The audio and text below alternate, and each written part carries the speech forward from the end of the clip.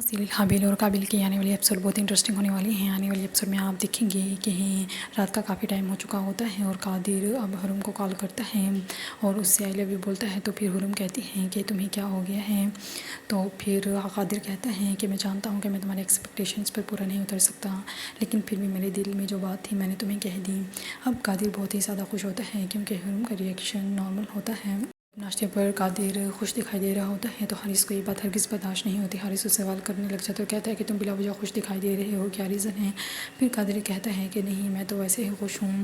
تو پھر حارث کہتا ہے کہ جب کوئی انسان بلا وجہ خوش ہوتا ہے تو اس کا مطلب ہے کہ اس کا دماغ خراب ہے۔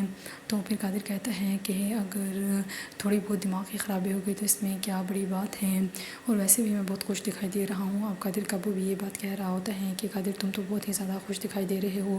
جب قادر آفس جاتا ہے تو حرم سے ملتی ہے اور اس سے کہتی ہیں کہ تم بھی بدلہ لے رہے ہو۔ پھر قادر کہتا ہے کس بات کا بدلہ؟ تو حرم کہتی ہیں کہ جس طرح حارث نے تم سے تمہاری منگیتر چھین لی، تم بھی اس کی ایکس منگیتر کو حاصل کر کے اس سے بدلہ لینا چاہتے ہو۔ پھر قادر کہتا ہے کہ تمہیں کیا میں ایسا دکھائی دے رہا ہوں؟